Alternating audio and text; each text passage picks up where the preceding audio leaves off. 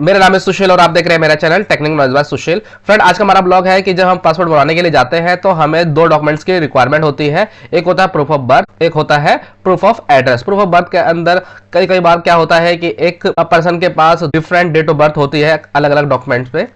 तो अगर आपको कंफ्यूजन है कि कौन सा डेट ऑफ बर्थ कौन सा डॉक्यूमेंट को देने पे सही रहेगा, पासवर्ड आपका बन जाएगा। और प्रूफ ऑफ एड्रेस के लिए आपके पास कौन सा डॉक्यूमेंट आपको देना चाहिए, तो उसके लिए हमारे पास दो डॉक्यूमेंट के पूरी कैटेगरी है। कौन कौन सा डॉक्यूमेंट हम अपने पासपोर्ट बनवाने के टाइम पे दे सकते हैं। सबसे पहला है हमारे पास प्रूफ ऑफ बर्थ। फ्रेंड, सबसे पहला पॉइंट ये कहता है कि अगर आपके पास बर्थ रजिस्ट्रेशन सर्टिफिकेट है, जो कि अगर आपने म्युनिसिपल कॉर्पोरेशन के थ्रू बनवाया होगा तो आपका चल जाएगा, या फिर कोई दूसरा अथॉरिटी जिसने आपको इशू किया हो, लेकिन वो गवर्नमेंट के अंडर होना चाहिए और उनके पास आपका डेट ऑफ बर्थ प्रूफ करने की पावर होनी चाहिए।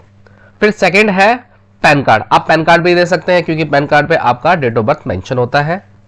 और तीसरा पॉइंट है ट्रांसफर या फिर स्कूल लिविंग या फिर matriculation certificate issue by the school last attended recognized educational board. यानी अगर आपके पास स्कूल लिविंग सर्टिफिकेट है या फिर आप एक स्कूल से दूसरे स्कूल पे जब ट्रांसफर होते हैं तो आपका डेट ऑफ बर्थ वहां पे मेंशन होता है, या फिर मैट्रिकुलेशन सर्टिफिकेट यानी आपके पास अगर 10th का सर्टिफिकेट है तो उस पे आपका डेट ऑफ बर्थ मेंशन होता है। तो आप इन तीनों में से एजुकेशन डॉक्यूमेंट आप दे सकते हैं। फिर फोर्थ पॉइंट कहता है driving licence issued by the RTO. यहाँ पे आपका ड्राइविंग लाइसेंस भी चल जाएगा लेकिन उसकी वैलिडिटी होनी चाहिए। फिफ्थ है इलेक्शन कमीशन आपका कार्ड आपका चल जाएगा। करंट वाले फॉर्मेट में देना पड़ेगा क्योंकि क्या होता है जो पुराने फॉर्मेट वाले होते थे उसमें आपका एज ऑन ईयर के हिसाब से डेट ऑफ बर्थ हुआ करते थे, लेकिन अब के जो वोटर आईडी कार्ड बन रहे हैं उसमें complete date of birth mention होती है। अगर आपका डेट ऑफ बर्थ कुछ क्लियर नहीं है, सिर्फ ईयर लिखा हुआ है, तो आप उसको अपडेट करा लीजिए और वो वाला आपका डेट ऑफ बर्थ चल जाएगा। लेकिन कंप्लीट डेट ऑफ बर्थ होनी चाहिए, जैसे कि डेट, मंथ और ईयर तीनों मिला के आपके कंप्लीट होने चाहिए। और 6 पॉइंट कहता है कि policy bond issue by the public life insurance corporation. यानी अगर आपके पास कोई लाइफ इंश्योरेंस पॉलिसी है किसी भी कंपनी की, मान लो कि LIC की है या फिर SBI की है या फिर किसी और कंपनी की है, अगर उस पे आपका डेट ऑफ बर्थ मेंशन है तो वो चल जाएगा। 7th पॉइंट कहता है कि अगर आप गवर्नमेंट सर्वेंट है और आपके पास सर्विस रिकॉर्ड है और आपका डेट ऑफ बर्थ उस पर मेंशन है तो वो चल जाएगा। नहीं तो अगर आपके पास पे पेंशन ऑर्डर यानी PPO कॉपी है और उस पर डेट ऑफ बर्थ आपकी मेंशन है तो वो चल जाएगा। वो इस केस में होता है अगर आप रिटायर हो जाते हैं। अगर आप गवर्नमेंट सर्वेंट है और आपका डेट ऑफ बर्थ का कोई इशू चल रहा है, आप मेंशन कराना चाहते हैं अपने पासपोर्ट पे, तो उसके लिए आपको कंसर्न मिनिस्ट्री, सपोज करो कि अगर आप MTL में जॉब कर रहे हैं तो आपको अपने टेलीकॉम मिनिस्ट्री से आपको उनके लेटर हेड पे लिखवाना पड़ेगा कि आपका जो डेट ऑफ बर्थ है वो ये है। 8 सपोज करो कि कई बच्चे अनाथ होते हैं, वो चाइल्ड केयर होम में पले बड़े होते हैं, तो अगर आपके पास इस तरीके का कोई भी अगर केस है तो आप उनके अनाथालय से एक अपना डेट ऑफ बर्थ का सर्टिफिकेट लेकर आएंगे, या फिर जो चाइल्ड केयर होम होते हैं वहां से सर्टिफिकेट लेकर आएंगे। उनके ओरिजिनल कंपनी के लेटर हेड पे लिखा होगा आपका नाम, आपका डेट ऑफ बर्थ, तो ये कंप्लीट लिखा होगा तभी वो वैलिड माना जाएगा।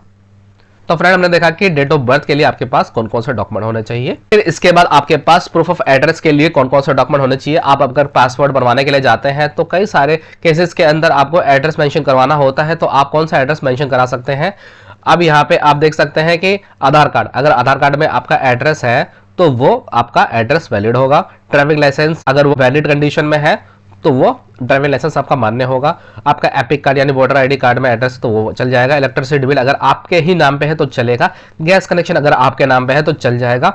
यहाँ पे इनकम टैक्स आइडेंटिटी कार्ड, यहाँ पे वैसे पैन कार्ड में एड्रेस तो नहीं होता, जैसे कि अगर यहाँ पे ऑप्शन दिया गया है तो जो पैन कार्ड का डिस्पैच का आपके पास एक लेटर आता है गवर्नमेंट के थ्रू, इनकम टैक्स डिपार्टमेंट के थ्रू, तो वो पूरा लेटर आप स्कैन करेंगे और क्योंकि उस पर कम्युनिकेशन एड्रेस होता है, और आप अपना पैन कार्ड भी उस पर स्कैन करेंगे, तो साथ में अगर ये लगाएंगे तभी ये वैलिड माना जाएगा, अदरवाइज नहीं माना जाएगा। Birth certificate issued under the RBT act, यहाँ पे अगर आपको बर्थ सर्टिफिकेट इशू हुआ है और उस पर पूरा एड्रेस मेंशन है तो आपका वैलिड माना जाएगा। टेलीफोन बिल आपके नाम का होना चाहिए और वो 90 डेज के अंदर का होना चाहिए, तब चल जाएगा। वाटर बिल अगर आपके नाम का अंडर 90 डेज का है तो ये चल जाएगा। अगर आप माइनर हैं तो उस केस के अंदर आपके जो पेरेंट है उनका जो पासपोर्ट होगा फ्रंट और बैक साइड का, वो आपको देना पड़ेगा। राशन कार्ड पे अगर एड्रेस मेंशन है तो चल जाएगा। रेंट एग्रीमेंट अगर है आपके पास तो वो चल जाएगा। SC ST OBC सर्टिफिकेट अगर आपके पास है और उस पर एड्रेस मेंशन है तो चल जाएगा। स्टूडेंट ID कार्ड अगर किसी एजुकेशन इंस्टीट्यूशन ने अगर इशू किया है तो वो चल जाएगा।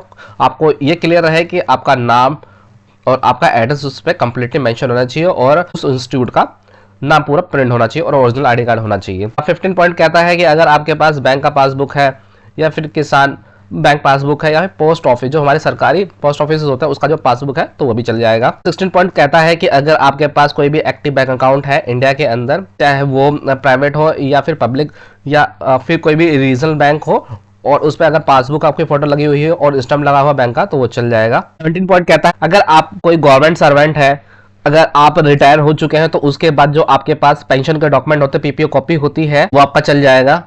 या फिर आपके पास कोई विडो पेंशन ऑर्डर है तो वो भी चल जाएगा। ओल्ड एज पेंशन ऑर्डर है तो उसके अंदर अगर एड्रेस मेंशन तो वो भी चल जाएगा। 18 पॉइंट कहता है कि service photo identity card issued by state या सेंट्रल गवर्नमेंट या public sector undertaking, local bodies और पब्लिक लिमिटेड कंपनीज। अगर आप कोई गवर्नमेंट सर्वेंट है और आपको वहां से ID कार्ड इशू हुआ है और उस पर एड्रेस आपका मेंशन है और ये स्टेट गवर्नमेंट या फिर सेंट्रल गवर्नमेंट या फिर किसी सरकारी कंपनी ने आपको ये इशू किया है तो वो चल जाएगा। 19 पॉइंट कहता है कि स्पाउस के कंडीशन के अंदर अगर एक स्पाउस दूसरे स्पाउस के लिए एड्रेस को देना चाहता है तो एक स्पाउस का जो पासपोर्ट का कॉपी उसको सबमिट करना होगा। इसके अंदर क्या होता है कि आपका फर्स्ट पेज और लास्ट पेज आपको देना होगा जिसमें आपकी फैमिली की पूरी डिटेल शामिल हो। 20th पॉइंट कहता है इनकम टैक्स असेसमेंट ऑर्डर, अगर आपके पास इनकम टैक्स असेसमेंट ऑर्डर है और उस पर एड्रेस मेंशन है तो वो चल जाएगा। 21वां पॉइंट कहता है कि अगर कोई रेप्यूटेड कंपनी है और वो अपने लेटर हेड पर लिख के दे देती है एड्रेस तो वो भी चल जाएगा। और 22nd पॉइंट कहता है कि आर्म्स लाइसेंस, अगर आपके पास हथियार रखने का लाइसेंस है, अगर उस पर एड्रेस मेंशन है तो वो भी चल जाएगा, क्योंकि अगर आर्म लाइसेंस इशू हो रहा है तो पूरी पुलिस वेरिफिकेशन के तहत होता है और वो एड्रेस बिल्कुल पक्का लिया जाता है तभी आपका आर्म लाइसेंस बनता है।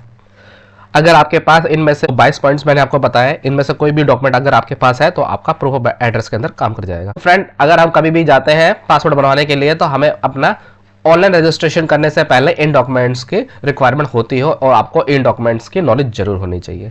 तो thank you friend for watching my channel.